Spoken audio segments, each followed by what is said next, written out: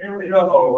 Welcome to the Saturday Selectboard meeting. This is an actual Selectboard meeting, but we have to call the meeting to order and adopt the agenda. I move that we adopt the agenda as warned. Second. All in favor of the agenda as warned, say aye. Aye. Opposed, no one. Now we can select board remarks. The remarks I would have are seeing as though it's about a 7-7 split in this room. It's us up here and you folks back there. Feel free to speak and ask questions. We will go through a presentation on the budget, and then there's a long Q&A time allotted. So anything that you think you would like to know, please feel free to ask. Yes. It's not going to make it any louder in this room. It only goes to there. Turn up your hearing aids. You can't hear me? Just barely. I'll speak louder. You can come closer. You can come sit. The table. Okay, so we started the budget process way back in September with the select board and the town management team working to get information so that we're not cramming at the very end. This year, we were not allowed to have a official budget committee group, as we found state law had a change in there somewhere, and we were somewhat maybe in violation. And if the town wants to have a budget committee, we need to vote on that, and that will be happening at town meeting. So even though you're getting information tonight, town meeting will determine whether we do have or don't have a budget committee going forward.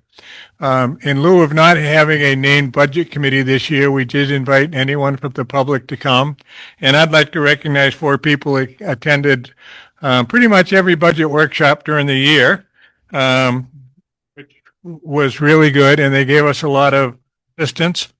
On the budget committee in the prior year, so they were well versed, and one wasn't. So Jan Coolidge, Barry Varian, and Tricia Welch attended every meeting, either in person or via Zoom, and they were all on the prior budget committee.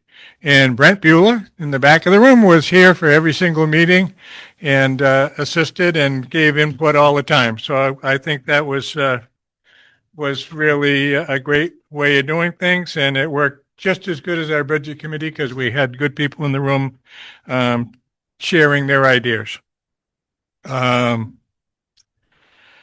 Let's see. Moving on, what the highlights are this year. That you can get rid of the process. I think the process is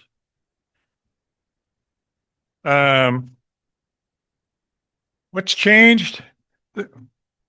Everyone, I'm sure, is pretty much sick of me sitting here going over the round pie graphs, which we are still going to go over, but we wanted to talk a little bit about what is very different this year from other years.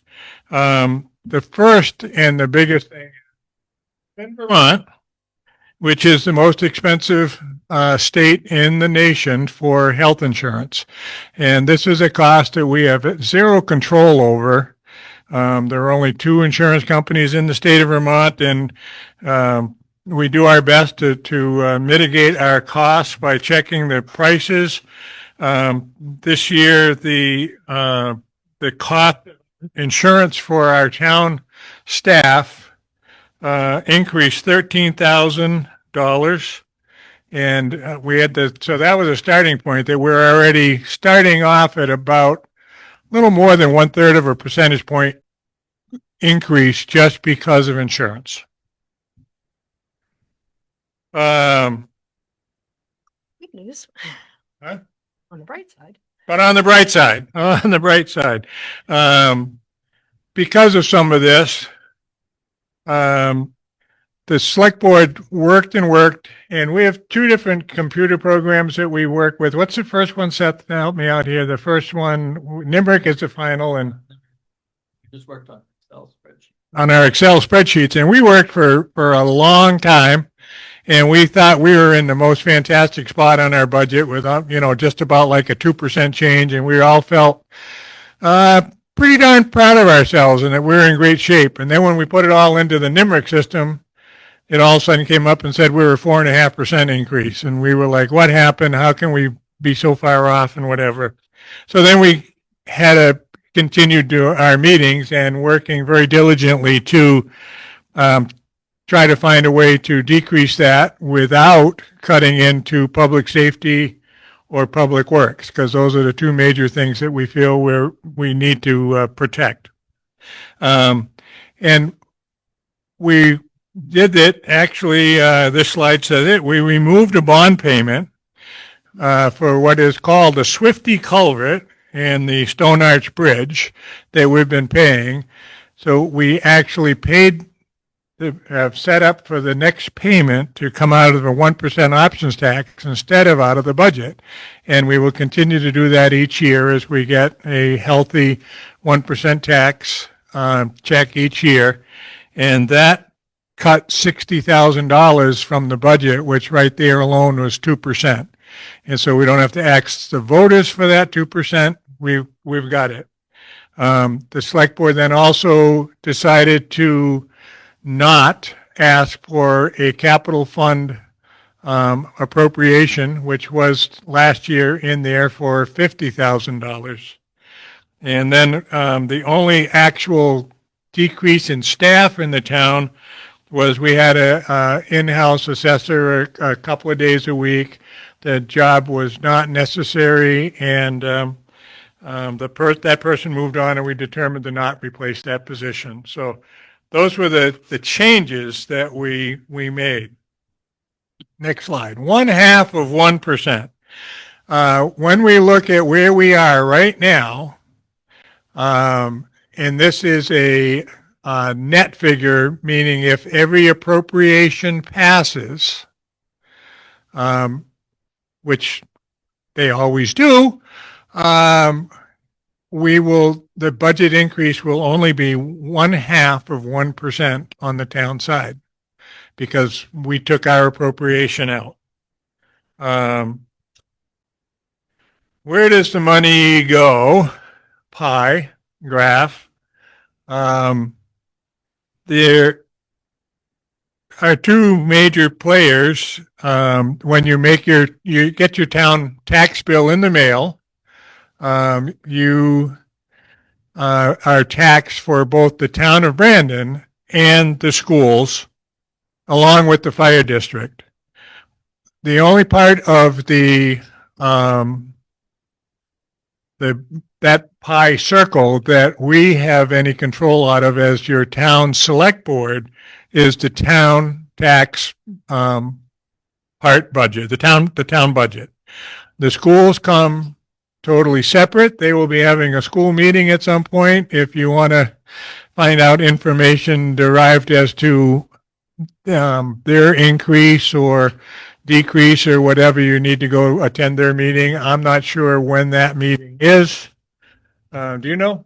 I don't know, but could I just interrupt you? Yeah. It appears that the slide didn't translate the graph well. So Okay. I think a couple of folks are trying to provide the paper version. So this is Okay. what that pie graph is meant to look like. Okay.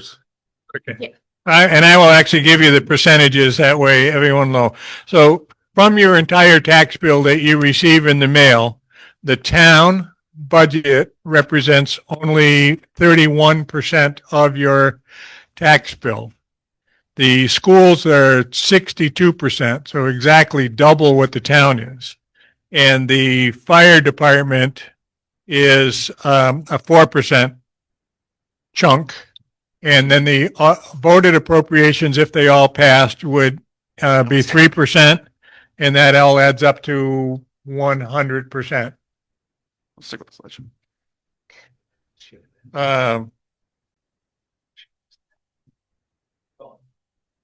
going to keep going. So we keep bringing this back to a dollars and cents kind of figure so that you can get a gist on what your tax bill is affected on based on our town budget. The average tax assessed home in Brandon is $186,000. So some are way more, some are way less. But on that average tax assessment, your tax bill would go up $8.19 for the year, which is a very, very low change, or 68 cents a month. Now the tax assessment on your tax bill is basically probably half or less of what your home valuation really is, because it's been such a time frame since we had a assessment. So that's where you would find your assessed value to be able to do your math. Next graph. I don't know. Let's see if that one did any better. Yeah, we don't have the numbers on this. Okay. So there's numbers not in there, but so now looking at that same pie, the green section is what the town budget is, which is what we do. And it says that on that average home, the tax bill for the town would be $1,558. The tax rate based on the school's figure from last year, because that's all we have, would be $3,203. So again, you can see that the schools pay town, but that's what the town's chunk is at this point. The school actual rate does not come out officially until after every school in the state passes their budget, and then the state steps in and gives the state assistance number that kind of is attached to it. So that it's really hard to forecast that so far in advance. Now, making up the exact budget in itself, policing is our most expensive department. We are budgeting $986,000 for policing. That is assuming that we have the full police force, which is a chief and a lieutenant and four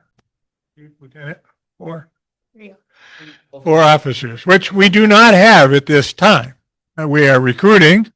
We are continuing to recruit. At this time, we do have a chief and a lieutenant and 2 officers. So we're still 2 officers down.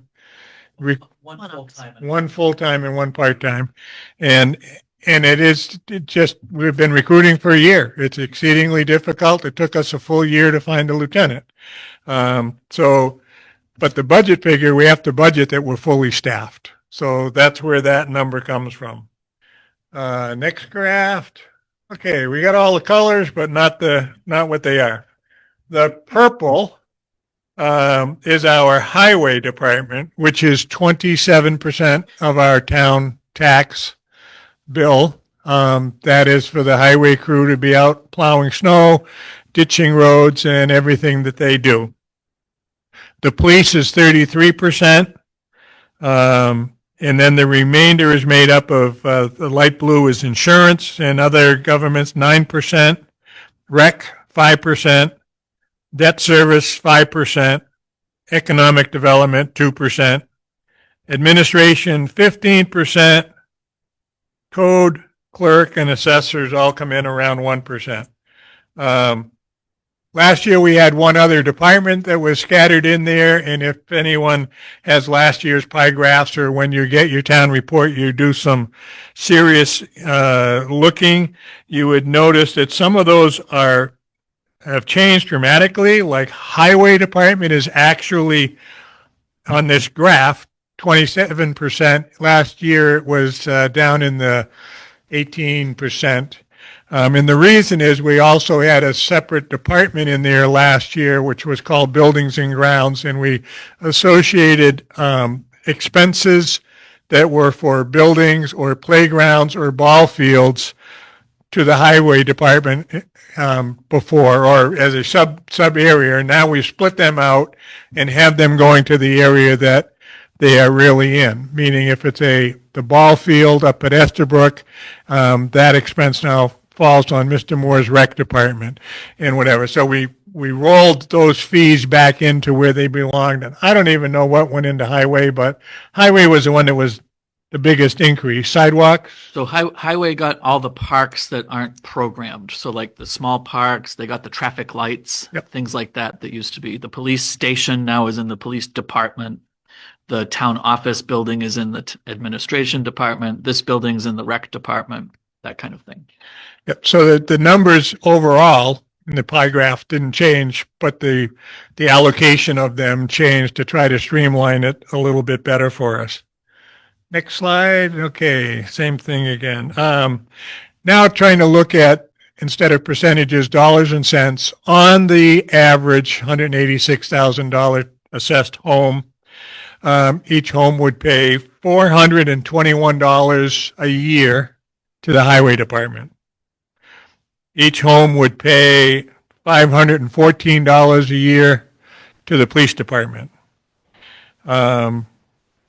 Debt service, $77, rec, $76, admin, $234. So it's just breaking down the cost on that average home to by department. So again, the one of the changes here is that Swifty culvert that protects us from floods, and the double arch bridge was removed and being paid by the 1% fund. Next graph should be already there. There we go. This one's easy. $2,277,000. That's how high your house would have to be tax assessed for you to have 100% or $100 increase in your tax bill from the town. So unless your house is assessed at more than $2.2 million, your tax bill for the town will not go up more than $100. It will be way less than that. We just like looking at that breakdown point to see how much it would take to be there. Resources and tools. This is where you can go to get additional information regarding your budget. The town report, which has been finalized and is being proofread and will be officially at the printer on Tuesday and out to the public by when? Oh, it's published on the town's website already. Already? You can go see the town report on the town website in a PDF form, and it will be dropped in the mail by the printer at the end of the second week of February. So it's to you before the town meeting. So you can look for that. That's where you can get information. You can also, on the webpage, is information on the budget and board management reports. And the line-by-line budget is on the webpage also already. There's a 2-page summary, which is a shorter summary for easier looking, and then there's a full 24-page line-by-line detail of everything. Also on the town website is the tax estimator, which is a tool that we devised to, all you need to do is pump in one piece of information from your tax bill, which is your house's tax assessment, and then it goes down and breaks down your personal tax bill by department and total, and it will tell you totally what your town increase on your town part of your bill will be, and then how that breaks down to each department. So it's a great tool, and it's easy to do. You only need one number to do it. And then the other place to get aid and understanding is to ask anyone up at this front table. Appropriations. Gonna let Cecil. Okay. So the other portion of the tax bill that you get to vote on is the annual appropriations. And these are the ones that go to various social service or nonprofit groups that have filed petitions. And they also file financial information with the town in order to get put on the ballot. And every year it's pretty much always the same groups that you'll be familiar with. This year we have 13. 12. Okay, we have 12 appropriation requests. They are all the same as from last year, the same organizations and the same amounts. 2 have dropped off. There is no longer an appropriation request from the Chamber of Commerce, which was a $1,000 appropriation request. And there's also not the $50,000 appropriation request from last year that the town had put on for a capital fund. So these passing them do add to the amount to be raised by taxes on your property tax bill. Voting no on them is definitely a way to continue to lower the bill. But I note that these are all organizations that provide services to the town and to our neighbors. So like the ARC Rutland, the Independence Day Committee, the American Legion, the Rescue Squad, the library, the museum, the senior center, the Open Door Clinic, the Humane Society, the Council on Aging, Adult Learning, and VNA and Hospice. These are all, important and worthy service organizations. None of whom have raised their request this year, despite, inflation and the rising of costs. So that's something to keep in mind. And then if you look like the average tax on the average house, for example, the Rescue Squad has asked for $82,580. That's $44 a year for the average house. And that is, they provide an extremely important service to the town. So that's the kind of things that we're looking at with the appropriations. Thank you. Now I just want to quickly talk about non-budget funds or non-tax funds that we receive. The town of Brandon many years ago, probably pushing 10 years now, imposed a 1% tax upon products and services sold in town. And the town has set it up that this money can only be used for capital, long-term capital expenses. And we are really starting to reap the benefit of that. Initially, it was put in when we were planning for the overflow culvert and the segment 6 project and whatever. And now that those projects are done and we're able to use this money in other ways. It's doing things for us that before we were taxing the public on all the time. So the local options tax is now steadily bringing in $300,000 a year. Last year, we used a real big part of it. We bought a new snowplow truck that we had to buy, and those are exceedingly expensive. We were able to put down almost $75,000 as a down payment on the truck and then lower the monthly payment going forward. And as I said, we also paid off made the payment on the Swifty bond to lower this year's tax bill.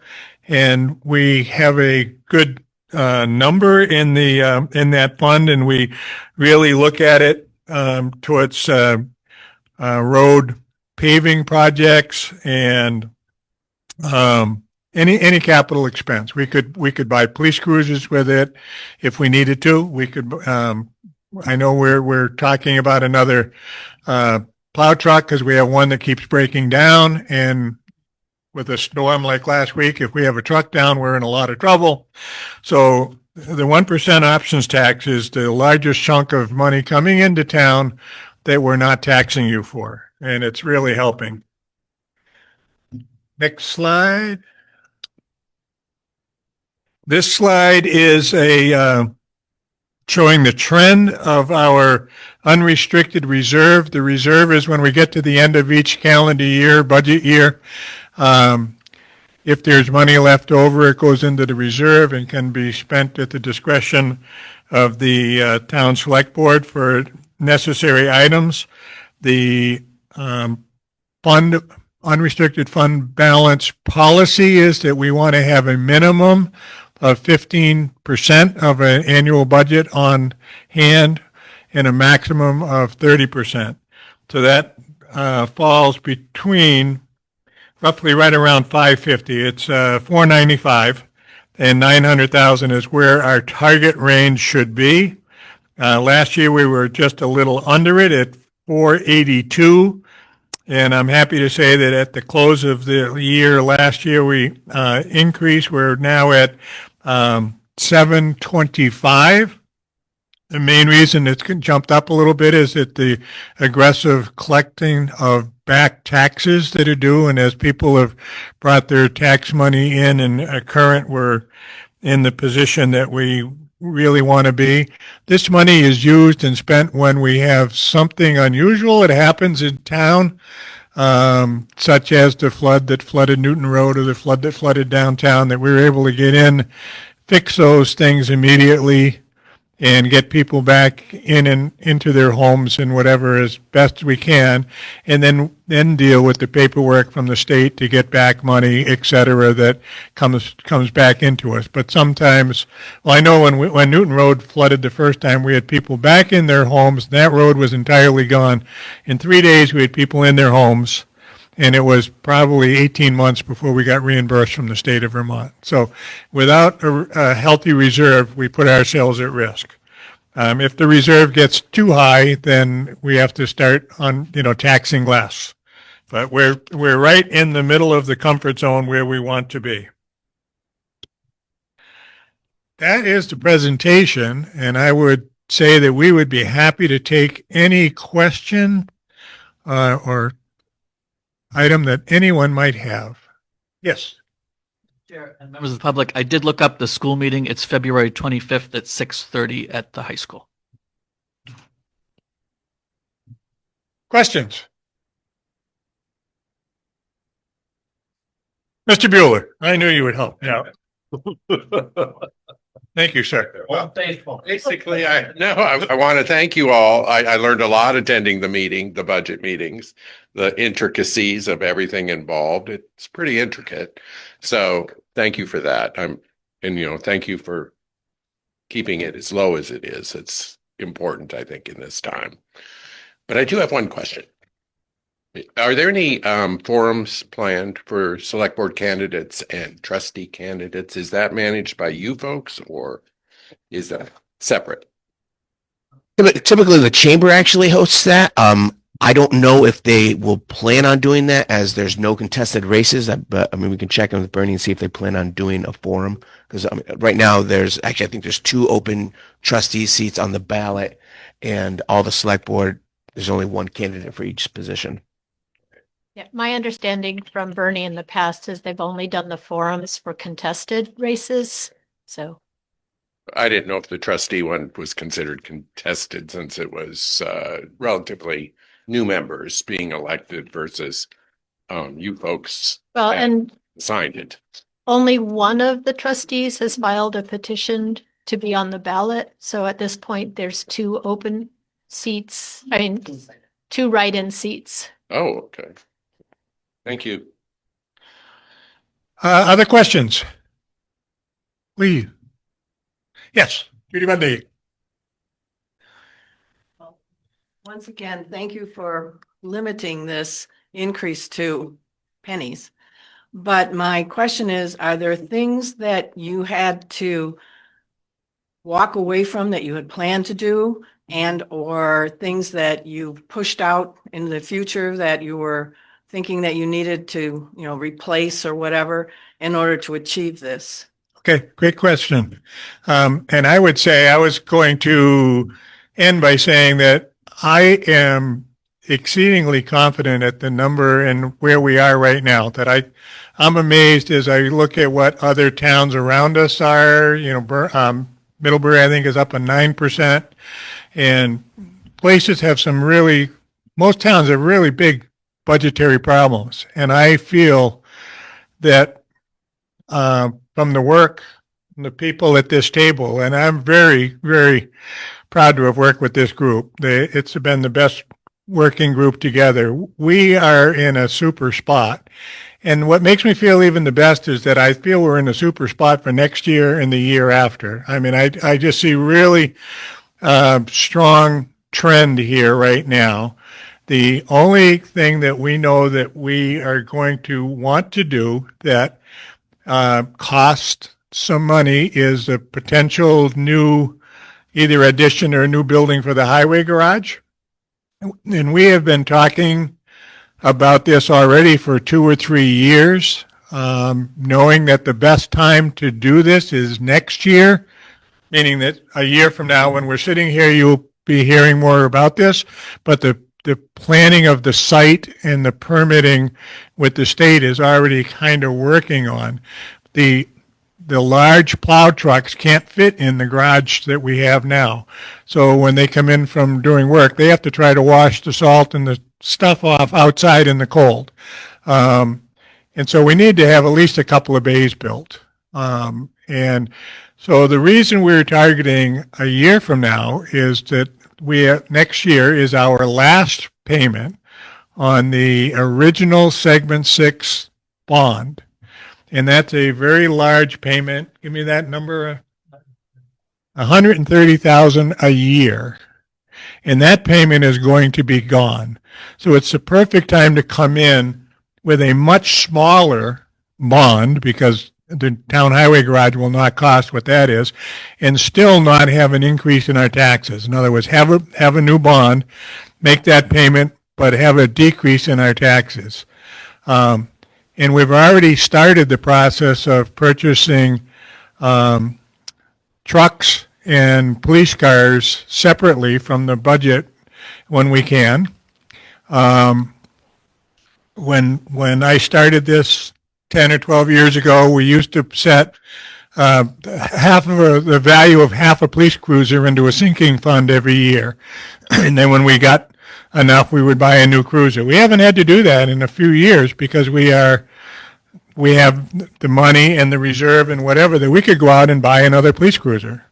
And we've purchased one this year, even though we're short-handed in our police department because our cruisers were all getting old and tired.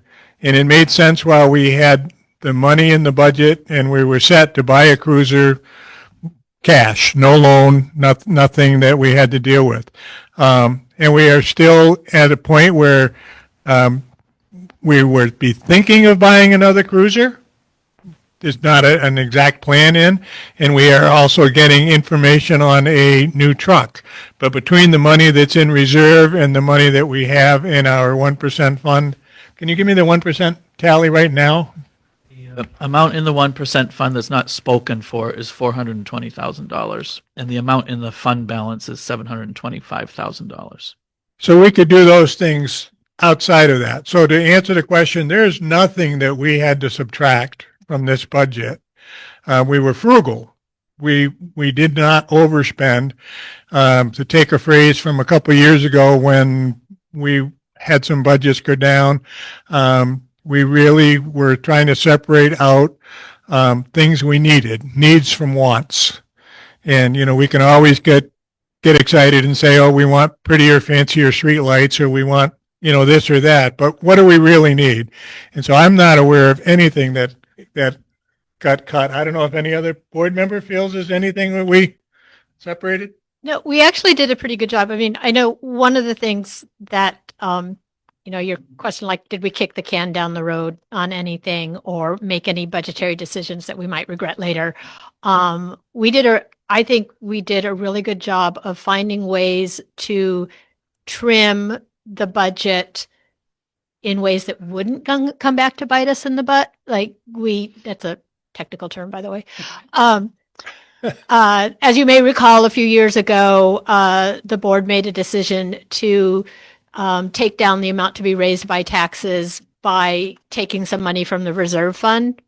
And that is part of what the next year caused what to some people seemed to be a shocking rise in the budget, even though it really was a realistic budget. We learned our lesson. We didn't do that again. The biggest thing that we decided not to do was that $50,000 appropriation. If we had left that $50,000 capital fund appropriation as an article on the ballot, it would have been a flat line. It wouldn't have resulted in a rise in this year's taxes over last year's taxes based on that article. But after a significant amount of discussion over a few meetings, we determined that that really was a want as opposed to a need, and that also there was some concern about establishing a separate capital fund when we have the 1% tax, which is a capital fund and which has been steadily increasing over the years. So like that's the biggest chunk that we decided to do without. And it definitely wasn't something that I see as coming back next year and being like, oh, shoot, we should have done that. I think that it took a lot of work and a lot of kind of creative line item manipulation, but I'm happy with the number we came up with. I can't guarantee that every year we're going to have such a low increase over taxes. I mean, we just don't know. But I think that as Doug pointed out, we're set up in a pretty good space right now that absent, some unforeseen economic catastrophe, I think we're pretty good. We haven't kicked any cans down the road that we're going to, have to deal with next year.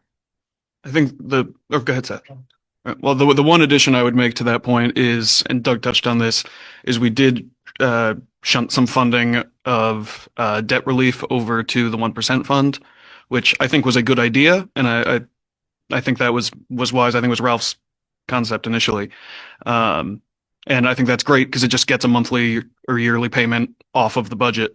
It is worth noting that every time we do that, we're reducing the unencumbered, funds that we can get from the 1% fund. I think it was a good idea. I'm glad we did it. And it's a relatively short-term thing, but I think we just have to be consistently careful about how much we're putting in, banking on that fund existing or doing as well as it has been doing recently. Go ahead, Seth. I just want to respond to Judy's question with a couple of specifics and what the board's plan was or is, which I support. So Brandon has a good capital funding stream coming in off the budget. So there were some things that initially I had put into the first draft of the budget that didn't make it. So I'll give you some examples. There has been some public interest in a couple of more radar speed limit signs. Like it's perceived that the one by the museum and the one by the funeral parlor are pretty effective in slowing down the traffic.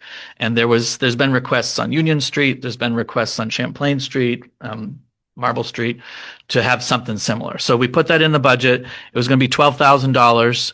And at the end of the process, it's not in the budget anymore, but the board has indicated that depending on where the 1% lands and the fund balance is, the board would consider using some fund balance to pay for it, like as a one-off product, because it's not a recurring operational expense. A couple other examples are, we know that we've replaced the roof on this building, which was a pretty Herculean task and should last 100 years. But now we have to paint the painted parts of the town hall. The painted parts of the town hall is starting to look pretty rough. And again, that wouldn't be a recurring expense that the budget would be supporting. It would be a once in 8 or 10 or 20, 15 years, whatever the paint holds up. And similarly, if you've ever come to see me or Bill at the town office, the steps on the back of the town office are a hazard to life and health. And they really need to be straightened out, but that's again another one-off thing. So basically things that could conceivably be more than building maintenance, but have a very long life. The select board is trying to keep that stuff out of the budget and use the funds that are available off the budget as they're available to do those kinds of things. And if I could add too, there's, like with this building, and possibly the town town offices. There's opportunities for grant matches as well. That's what we did last year with the dog parks, for instance, and the acquisition of that land. The select board chose to leverage funds that we had here with a 50% match. Those kinds of funds exist to help support the town hall with the painting. So, I mean, taking a long-term view of making sure that we're lining these projects up when grants open up. So I wanted to take one last shot at the one other thing was that we do not have in the budget in any form is paving at this point. And that's, again, what we would use a lot of our 1% money for. We do know that we have part of Union Street still that needs to be paved. We have part of McConnell Road, Wheeler Road from end to end we would like to pave at some point, but Wheeler Road was a really big price tag. And so whether we want to break it down and do two different pieces, and we have not identified an exact paving project for next year because it depends. We put in for matching funds for class 2 roads. So if we get class 2 approval, then we would be paving Union or McConnell because those are class 2 roads that we would get 80-20. 80-20. So it would be now we put, you put your bid in and you almost never get it multiple years in a row. So we got none last year. So we feel we're in a position to get some matching funds this year. And then that would determine which way we go. If we don't get any of that, I know we have a couple of aprons, one down at Ridland Acres where our snowplows are having a difficult time, and on Stone Mill Dam on either side of the bridge over the dam, we need to put an apron in and whatever. So those would all come out of 1% money, and that's a big change in our process is to not have that paving in there. Point that Cecil made and that I want to reiterate on is a couple of years ago when they took some money from reserve and they bought down the budget. What that does is we'll say you take $200,000 out of reserve. And if you buy down the budget, meaning that we lower the amount to be raised by taxes by that 200,000 because we take it out, you look like a hero for 1 year. For the next year, it is a disaster because when we're talking about the percent increase, we're comparing this budget to last year's budget. So if you reduce one artificially by doing that, the next year, all of a sudden, your increase is a double-digit increase, and nobody really wants to pay that. It's much smarter if we have money in reserve that we want to do, instead of buying down the budget, pay off a bond, pay off a vehicle that we're paying 6 payments on, because then you're getting, you did not change the prior year's budget, but you've got rid of a long-term bill that is being paid. And it's just like if you're at home and you've got your personal finances and you've got a chunk of money, if you pay off a debt, you don't have that debt for however long that is.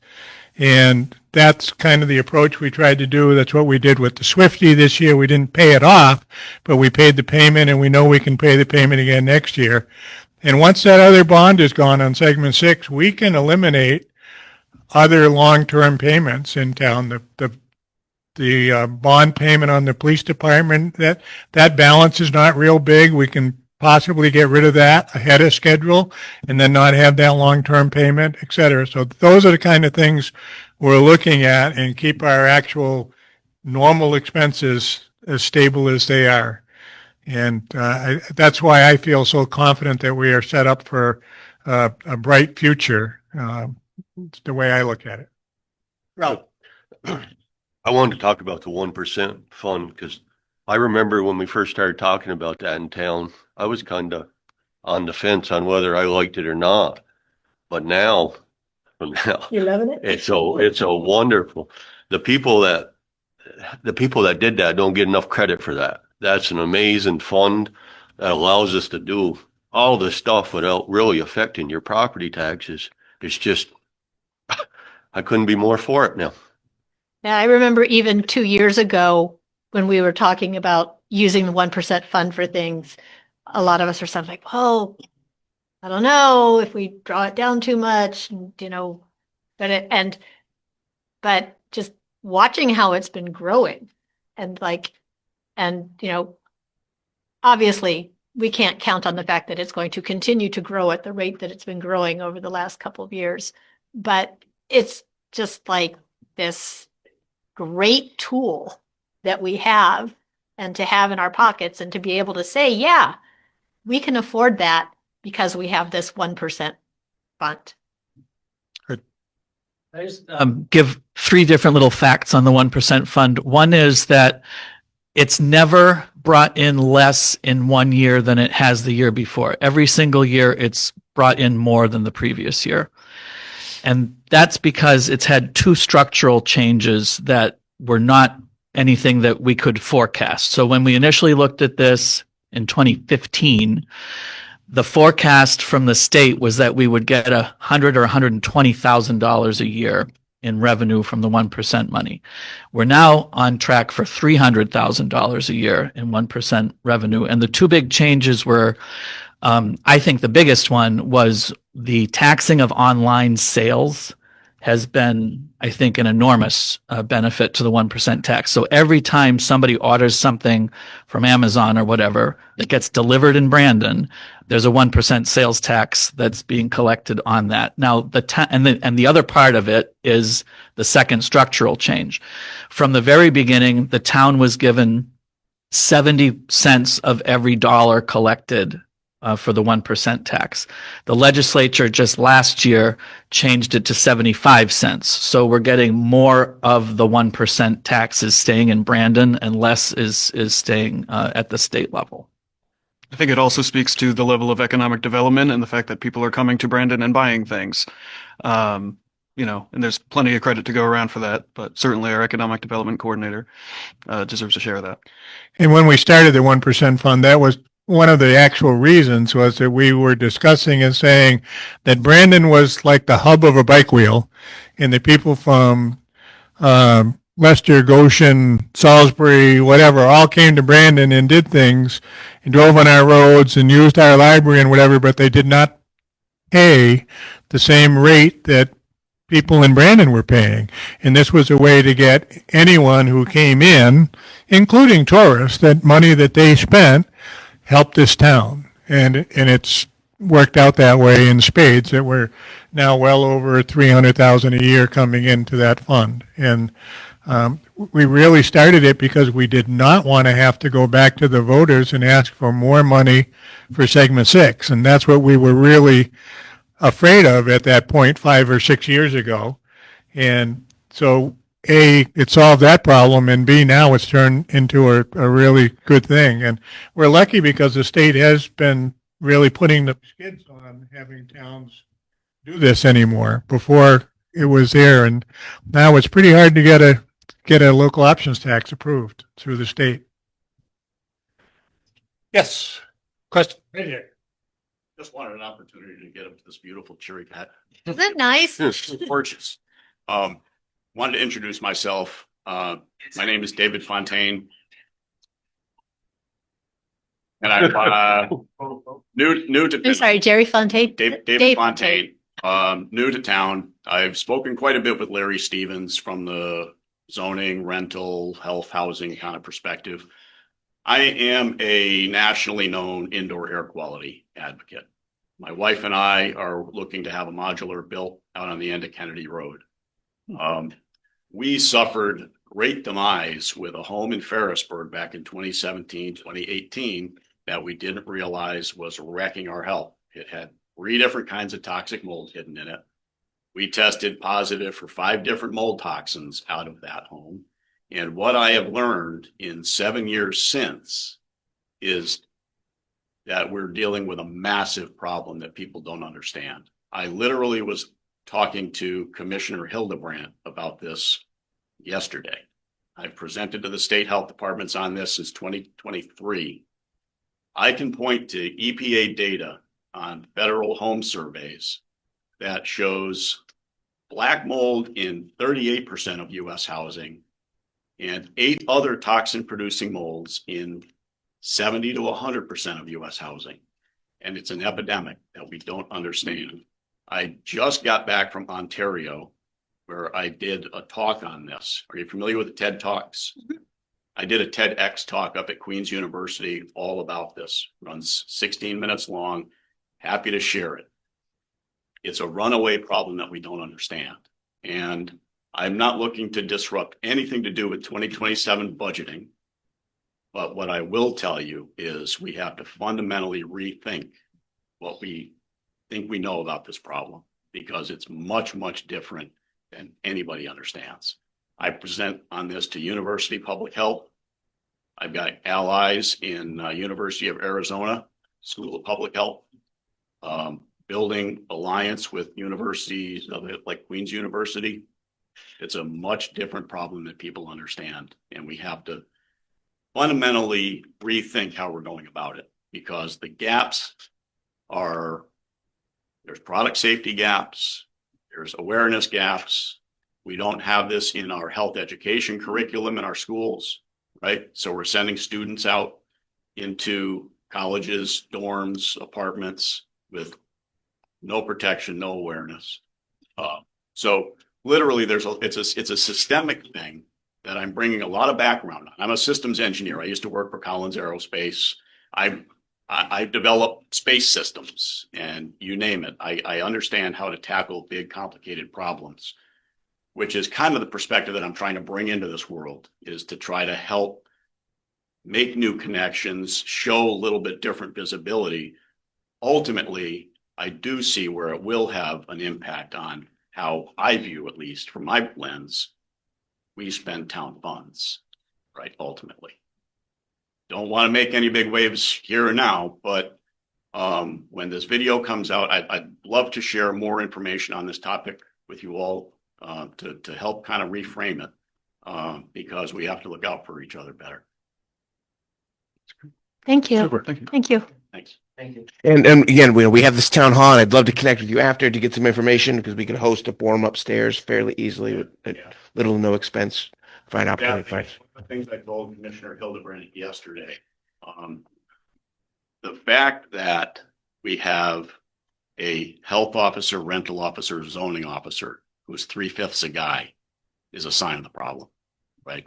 Right out of the gate, I would look to say that with the criticality of this issue and what I can point to, that should be a double position, honestly, as you start looking at things. If you really want to be able to get good information out to people and give them tools to help protect themselves, that would be a really good way to start doing it.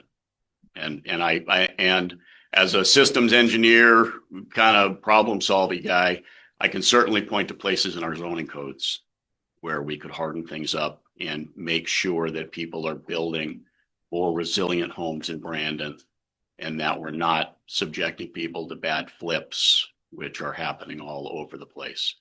Families are getting, I do volunteer work with a nonprofit called Change the Air Foundation. And we regularly, find families that have been wrecked by a bad flip, those kind of situations. So it's a place where we can easily do better. And I can point to, help guide ways that we can do better around all this. So. Thank you. Thank you. So any other questions? Grace? Yes. Sure. Yes. I see your hand. Shirley Markland, Union Street, the famous kick the can project down the sidewalks, because the grant money is sitting in the budget unspent for years because there's no state match. Where do we stand, and how can we get off of this?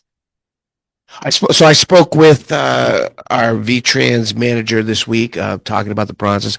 Right now, we're finalizing the rest of the plans as far as making sure that we acquire easements. And once we've done that, and they give us the go ahead, then we can apply for more funding to finish out the project. We have pulled out for the 1%, $200,000 that's reserved, and stuff, when Seth talks about there not being or money that's already been spoken for, that $200,000 is a part of the spoken for money. I was hoping. Yeah. So that money for the rest of the match, because this, when this project's said and done, it's going to be approaching close to $1 million. No, I know. Yeah. Yeah. I mean, just because of V-Trans, thoroughness, I guess, and having us do this project. And if there's a way that we can help you get the easements, or because my neighbors are asking me, and Absolutely. And they've offered to come down and help as well.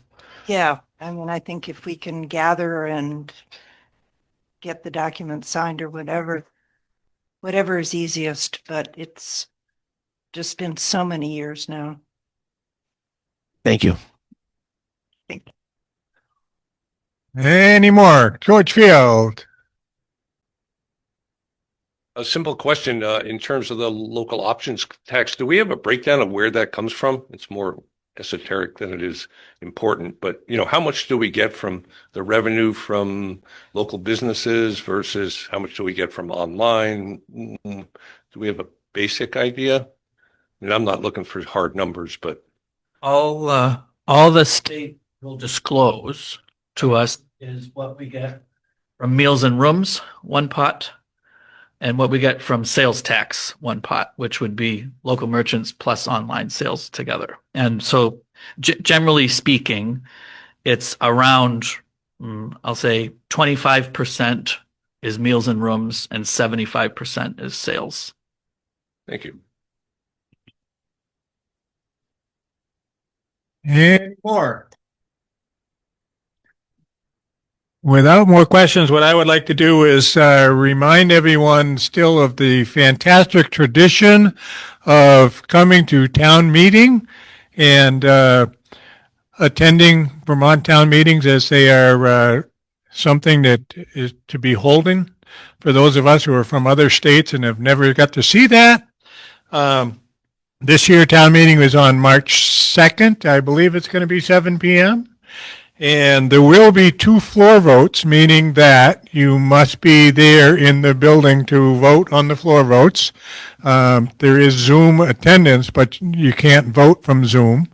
The only thing that those 2 floor vote items is pertaining to the budget committee. So vote 1 would be, does the town base want to have a budget committee, yes or no? And if the answer is yes, then is the budget committee appointed or elected? And Well, it's appointed, yes or no. yes or no? With the Yeah. default. So that would get us back to the potential availability to have a permanently seated budget committee. And the select board is not taking a stance as to which way the public should vote on that. And so that will be that evening. And then voting is the regular town voting on the budget.